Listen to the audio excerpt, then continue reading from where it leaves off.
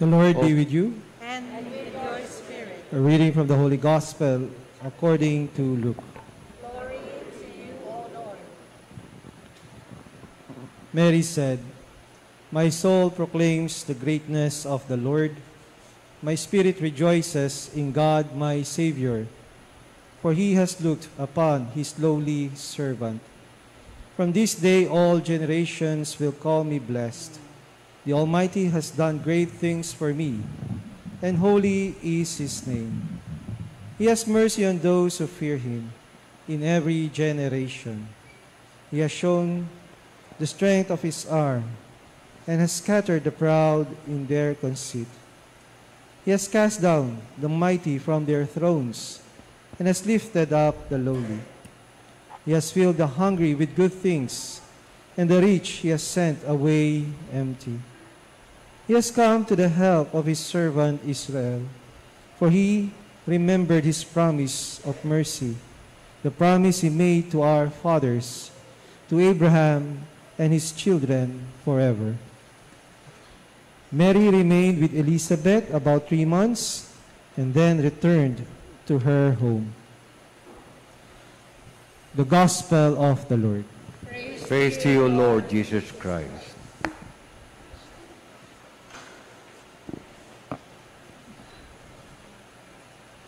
Good evening, sisters and brothers in Christ. Magandang gabi po sa inyong lahat. Bago ako mag-homily, nais ko hong anyayahan yung ating mga faithful na nasa labas. Please come closer para mas marinig po natin ang ating misa. Ang ating pong sound system ay kasalukuyang inaayos. My dear friends in Christ, this is 7th day of Simbang Gabi, Mass. We shall reflect on the theme, Mary's Joy. Mary's joy or happiness in the song Magnificat or Magnificat. The usual greeting that we have is Merry Christmas, isn't it? Merry Christmas, Happy Christmas, Maligayang Pasko. O pakisabihan nyo nga inyong mga katabi, Merry Christmas. Yan. Namamas ko po. Yan. Ayan, bigla na lamang sumimangot. Merry Christmas, Happy Christmas. It is not just simply Merry, Happy Christmas, but it is a joyful Christmas. Magkaiba daw yung happiness and joy. You know, happiness can come from the world, but joy is a gift from the heavens, from the Holy Spirit. Happiness comes from what we keep and what we receive, but joy comes from what we give away. My dear friends, masaya ka nga ba talaga ngayong Pasko? Pwede ba ako mag-question and answer? Is it really a happy Christmas for you? Sir, brother. Sure, brother. This is a very merry and happy Christmas. We are all blessed here and we are all celebrating. So it's a celebration of the family. So it's really a happy Christmas. Iba-iba ang klase ng kasiyahan ng tao, hindi ba? Meron yung malalim, meron yung mababaw, meron yung panandalian, meron yung pangmatagalan. Meron yung masaya ka sa iyong sarili, pero yung mga tao sa paligid mo, hindi masaya para sa iyo. Tama ba? Naalala ko yung qualifications ng isang madre, a Carmelite Spanish mystic, si Saint Teresa of Avila. Ito po yung mga qualities na hinahanap niya sa isang papasok ng kumbento. Number 1, dapat she laughs hard. Oh. Number 2, masarap kumain. Ibig sabihin, healthy. Yung una, magandang disposisyon, masarap kumain. Yung ikatlo, mahimbing, matulog. Ibig sabihin, may magandang disposisyon sa buhay? Is it really a happy, a Merry Christmas for you? You know, when I asked that question to a good friend of mine, are you happy this Christmas? You know, instead of bringing sparkles in her eyes, it brought her to tears. Naiyak siya. Why? Because kung tatanungin lagi natin yung tanong na yon, masaya ba ako? Well, maaring masaya tayo ngayon, bukas hindi. Sa makalawa, masaya ulit tayo. There are always areas of frustration, no? Tension, hunger, thirst of the human heart. No? Kaya, instead of asking ourselves, masaya ba ako? Dapat, mas malalim yung tinatanong natin. Makabuluhan ba yung aking buhay? Makabuluhan ba ang aking Pasko? Kahit na hindi lubusang masaya. Alam niyo po, meron pong palace sa China. You know, ang pangalan ng palace, it is the Palace of Prolonging Happiness. You know, sinimulan po ng mga Chinese, 14th century. Hanggang ngayon ay hindi pa natatapos. Well, that is indeed the image of our happiness, isn't it? Temporary, momentary, fragmentary, incomplete happiness. Okay lang ba kayo? Parang bigla kayong nalungkot. Ano nga ba itong sinasabi nating Christmas, joy, and happiness? From the story of Mary's Magnificat. Number one, it is above all gift. Second, it is a decision to be happy and to be joyful. Ikatlo, ang tunay na masayang tao, ang tingin niya sa kalungkutan ay hindi kaaway, but a sibling, kapatid. Magkapatid ang kasiyahan at kalungkutan. Joy and sorrow can coexist. Yun ang tunay na Kristiyano.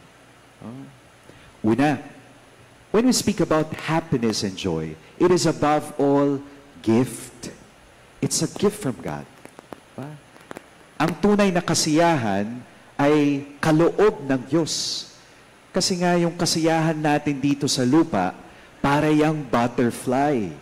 You know, the more you pursue happiness, the more you become unhappy. Diba?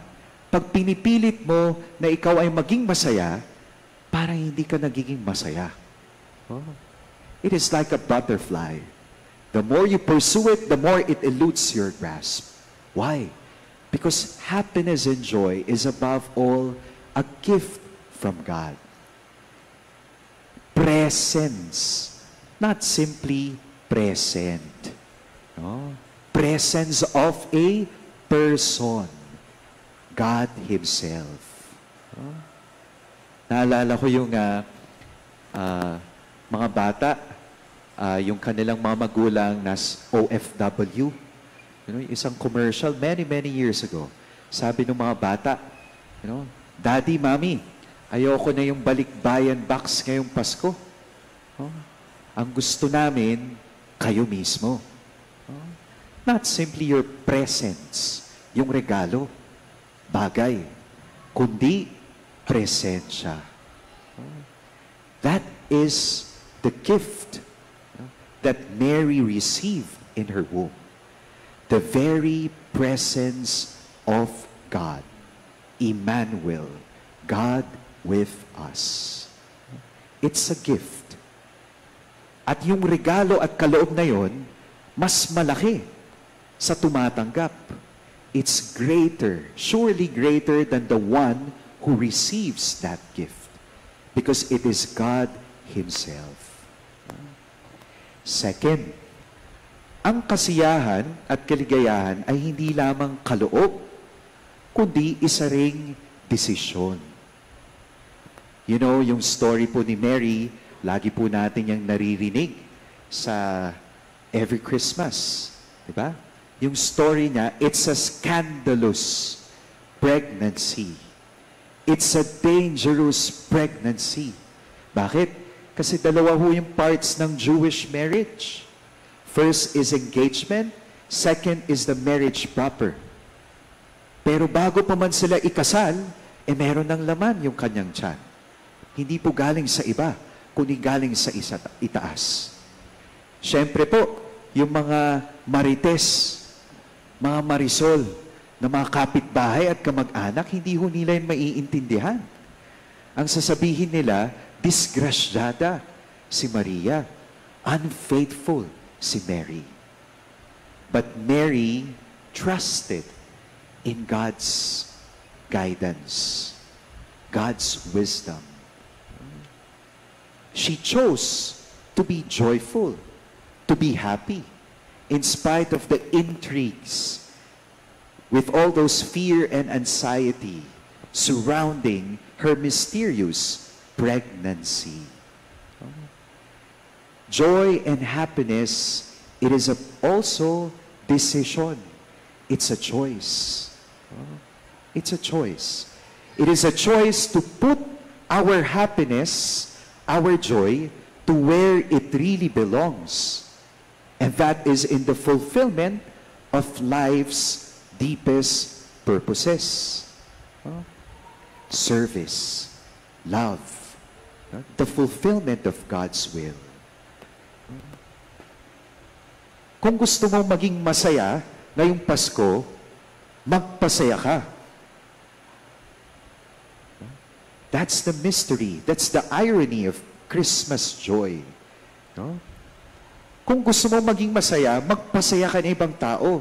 The air that you breathe out is the air that you breathe in. Okay lang ba kayo? It's a decision to be happy. Alam niyo po yung Magnificat, kapag papakinggan ho natin siya, we would reflect on the lyrics of the song. It's not a feel-good song. It's a revolutionary song.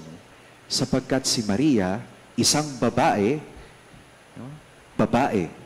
during that time, second-class citizen sa mga babae, a prophetess, prophet of justice and truth.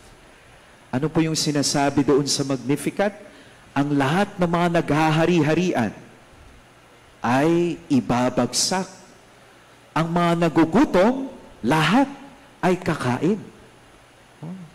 So, ibig sabihin, kung hindi pa tayo kumakain lahat, marami pa rin ang nagugutom, hindi pa nagaganap ang tunay na Pasko, according to our Blessed Mother. So, my dear friends, ang Pasko, it's not only meant to comfort, to console us, but real Christmas should challenge us, should confront us. Marami ang nagugutom. Marami ang inaapi. Marami ang nabubuhay sa kasinungalingan. Hindi pa nagaganap ang tunay na Pasko. Ikatlo po, Christmas, you would see a happy person. Ang tingin niya sa kalungkutan ay hindi kaaway, kundi kapatid. Di ba ganyan naman ang buhay ni Maria? It's full of mystery. Joy, sorrow, light, glory. Several days ago, dinalaw ko po yung mother ng aking kaibigan sa Makati Med. No? Tapos, dying because of cancer. No? Cancer. Dying. Tapos pagpasok ko, she's already jaundiced. Yellowish. No? Pero iba ho yung kanyang aura. Iba yung kanyang disposisyon. Sabi niya, alam mo, Father, talagang hirap na ako. No? Ang sakit-sakit nitong sakit ko. Pero hindi naman ako galit kay Lord. I live a full life. In fact, I am grateful for a full life. Iba ho yung kanyang disposisyon. You know, usually kapag ang mga pare, they would administer the sacraments, ang perception na dinadala namin si Jesus. But with my experience, it's the other way around. Itong mamamatay na tao, punong-puno ng sakit at karamdaman, siya pa si Jesus para sa akin. My dear friends, maaaring ang isang tao, punong-puno ng pleasures in life, living a pleasurable life, living a sweat-free life. Pero, hindi masaya. No contentment. Not happy. Not joyful. Inasmuch as a person can be full of suffering, full of conflicts, left and right ang mga krisis sa buhay. But there is that faith. There is that acceptance. And so there is that surrender. There is that peace, tranquility.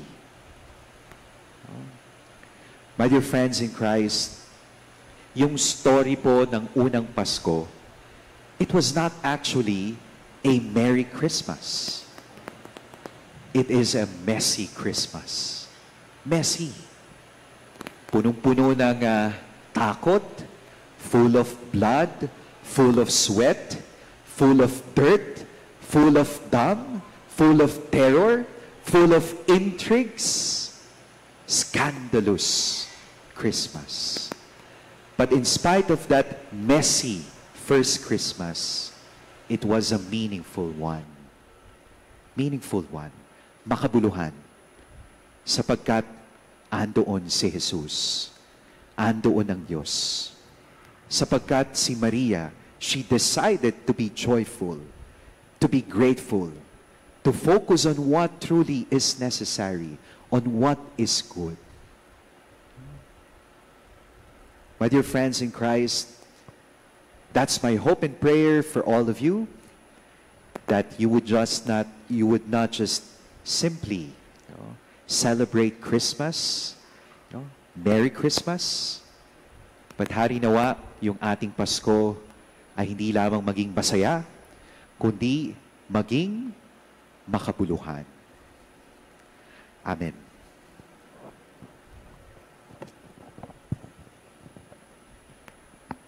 Please stand.